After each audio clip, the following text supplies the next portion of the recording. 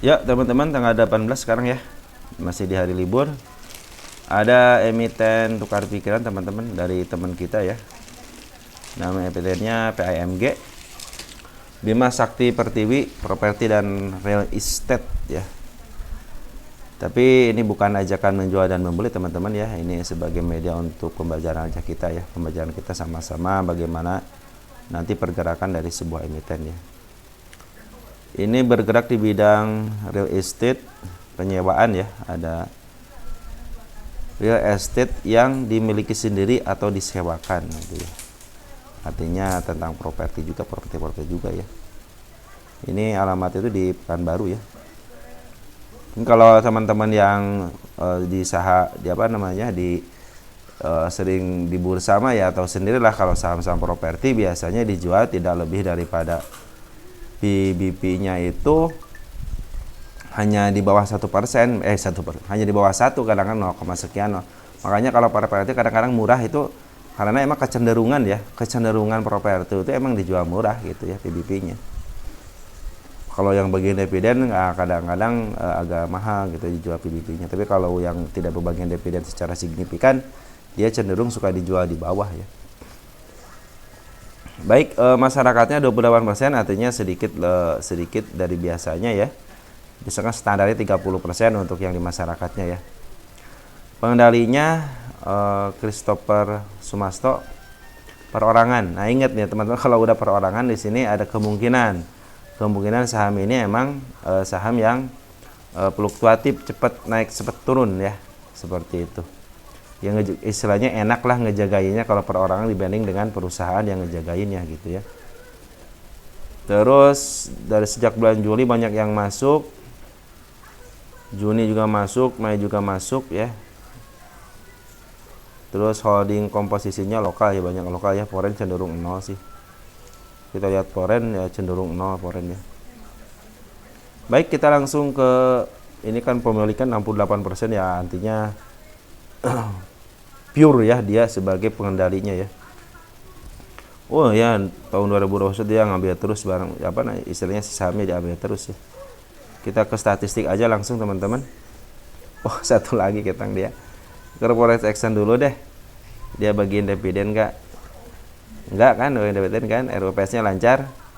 Ya selagi RUPS-nya lancar ya aman sebenarnya ya. Karena salah satu minimal 1 kali dalam 1 tahun itu harus RUPS. Makanya saya bilang harus cek dulu RUPS.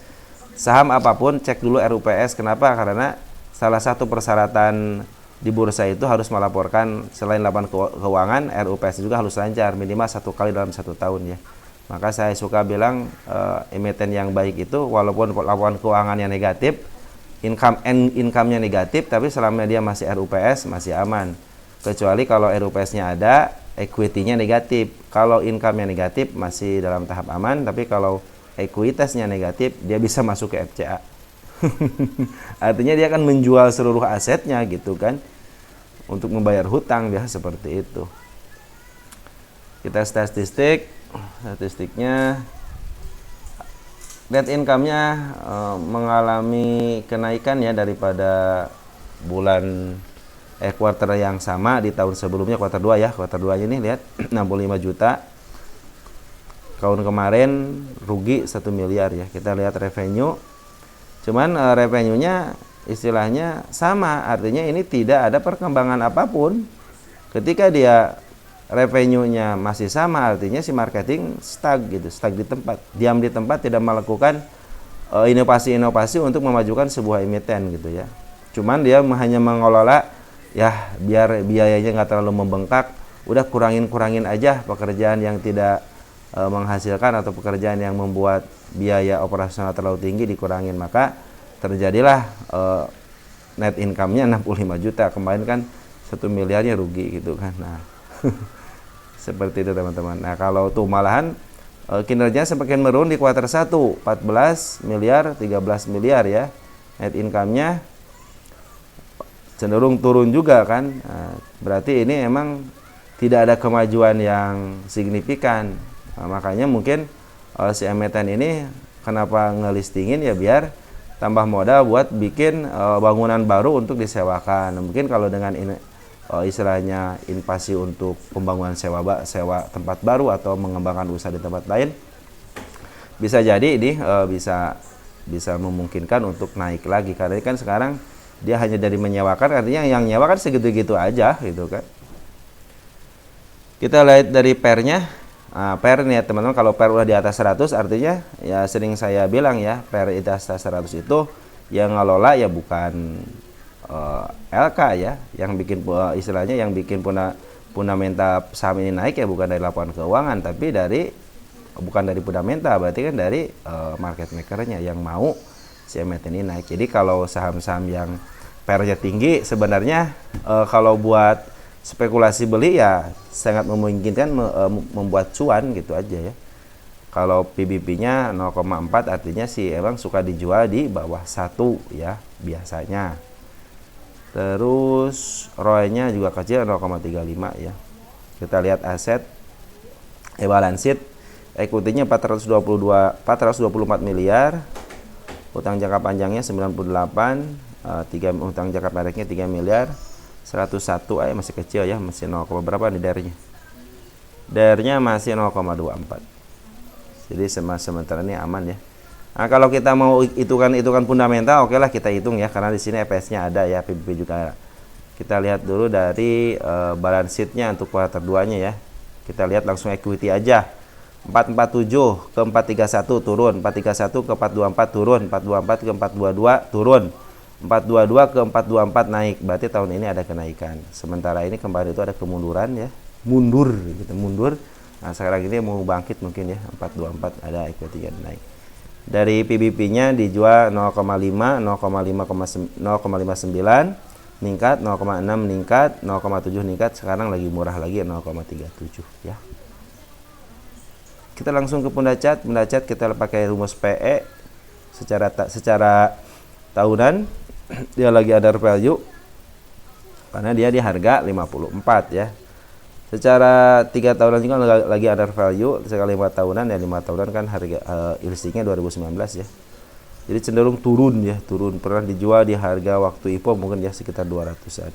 Pernah harga tertingginya di 109 di tahun 2023. Terus pernah juga dijual di harga 86 tahun 2023 juga, kemarin terakhir dijual harga 85 tahun 2024 bulan 10 ya.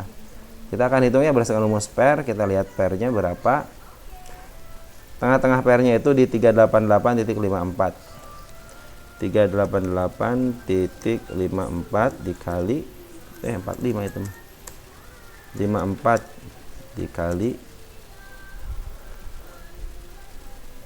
dikali kita butuh yang namanya EPS. Nah, EPS-nya 0,48. 0,48. Dapat 186 berdasarkan rumus per ya. Kita akan hitung lagi berdasarkan rumus dari PBP ya. Kita hilangkan semuanya, kita centang yang PBP ya. PBP tengah-tengahnya itu adalah 0,55 ya, 0,55. Jadi kalau PBP dari properti jangan terkecoh ya, dia lagi murah, emang suka dijual murah dia mah ya. Kalau dia dijual tinggi berarti dia bagian dividen, biasa seperti itu ya, biasanya. Hanya mengingatkan saja saya. Harga bukunya 135.54. 135.54. Kita kasih sama dengan 74 perak ya. Benar kan? 135.54, 135, benar ya? Baik, kita langsung ke lukisan market maker. Kita di sini hapus ya. Kita hapus dulu. Kita ganti dengan kuartal 2 harga wajar. Terus berdasarkan rumus per di harga berapa? 186 ya. 186 berdasarkan PBP. Harganya 74 ya. 74. Kita tanggalin tanggal terakhir itu tanggal berapa? 16 ya. Tanggal 16. 16/08/2024. Nah, kita udah dapat harga wajarnya di sini ya. Nah, jadi teman-teman, kalau harian fundamental ya seperti inilah gitu. Kalian harus siap nggak gitu dengan harga seperti ini gitu kan? Apakah mungkin sekarang aja kemarin aja digocapkan selama 1 bulan ya? Nah, ya kalau yang memungkinkan itu dari sini itu adalah harga ya, harga per ini. Harga per ini adalah kalau pernya lebih daripada 100, artinya yang mengelola bukan fundamental ya, tapi yang mengelola adalah sebuah market maker ya. Emang semuanya diolah sama market maker, cuman ini menjadi titik tolaknya. Oh, ini bukan lagi aturan fundamental gitu di sini kan. Nah, saya bilang bagaimana ada ketokohan, terus ada lagi yang pengendalinya perorangan. Biasanya kalau pengendalinya perorangan akan lebih mudah. Makanya teman-teman yang di saham asli itu saham yang IPO, kenapa mereka pada masuk? Karena pengendalinya perorangan gitu. Kalau pengendali perorangan biasanya lah gampang lah, nanti juga bisa saya angkat lagi gitu. Karena saya banyak urusan aja, jadi saya nggak ngangkat gitu kan. Seperti saya bilang, kalau di saham PAMG itu kita harus melihat dari smart money yang masuk. Kenapa? Mereka harus butuh lawan, namanya seorang market mereka juga butuh lawan. Lawannya itu harus bermodal besar. Ya, kalau retail kan hanya mengikutin aja. Nanti ya korbannya retail juga, cuman untuk menaikkan dan menurunkan harganya itu butuh yang namanya pemodal besar, yaitu smart money. Smart money itu kan bukan dari bagian foreign, bukan bagian dari bandar lokal ya. Untuk saat ini kemarin itu foreign ngambil ya. Terakhir itu foreign ngambil, kita lihat siapa yang ngambil. Untuk foreign ada si ZP bagus ya, kalau jadi market maker dia bagus. Kita lihat untuk domestiknya kemarin ada pembuangan, ada si AO, ada si YJ. Ada si AO, ada si YJ. Mudah-mudahan sih dengan si AO, si YJ keluar nanti bisa masuk lagi. Tapi yang masuk ada CP, EP sama KK sama MG. Mudah-mudahan si MG ini menjadi istilahnya apa ya, penggerak untuk menaikin harga ya. Target saya masih di harga berapa nih? 75 ya, 75. Kenapa 75? Mungkin bukan dari istilah PBP-nya, tapi saya melihat dari si candle kepala merah ya. Ya, bisa aja ke harga 79, cuma yang terdekatnya ini dulu deh. Malahan di sini aja nih di 56. Di 56 aja dia bisa kemungkinan bisa ke 56 dulu ya. Ini sekarang 54 ya. Kalau dia bisa melewati 56, berarti bagus, akan menuju ke arah ke atas. Karena di sini ada gap di harga 54-nya ya. 55-nya ada gap dikit, walaupun tertutup sama shadow. Saya pikir ini tidak tertutup sama shadow ya, dia akan ke atas. Mudah-mudahan sih bisa menembus harga 56-nya ya. Cuma hati-hati di sini juga ada di 52-nya. 52 ada candle merah ya. Hati-hati juga di sini. Kalau ke 50 lagi biasa dia mau ke 50. Jadi biarin aja kalau udah biasa mah ya. Si foreign juga kemarin semenjak ngambil dia belum melakukan pembuangan yang signifikan yang jauh banget ya. Artinya masih ada si bandar lokal masih ada. Foreign juga baru ngambil. Jadi cenderung mudah-mudahan sih apalagi si MG sudah masuk gitu ya. Mudah-mudahan ini bisa di-up. Kalau pingin saya sih smart money masuk dulu ya. Smart money masuk dulu, dia sideways dulu. Harusnya diangkat dulu sedikit gitu ya. Nanti sideways beberapa lama smart money masuk, baru ada lawannya. Kalau sekarang kan smart money udah jualan di sini ya.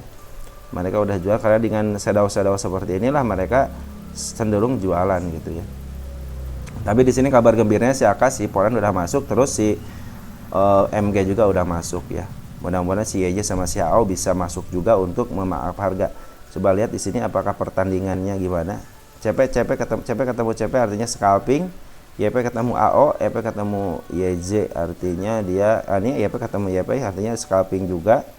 YJ cenderung ngejual ya, YJ sama AO cenderung ngejual. Jadi yang nahan harga itu adalah si AO sama si YJ, dan yang dimakan oleh MG, dimakan sama MG, IN, CP, KK. Jadi mereka berani makan aja, ini berani makan aja. Mungkin kemudian kemungkinan kalau besok dia si AO sama si YJ memberikan leluasa untuk keluar ya, bukan keluar, memberikan jalan untuk up, mungkin ya bisa aja nih di up kembali ya ke harga targetnya ke 56 pertama, yang kedua ke 75. Mudah-mudahan bisa ke arah situ, karena penurunannya sangat signifikan. Kalau penurunan signifikan seperti ini biasanya dia bangkitnya juga lebih cepat.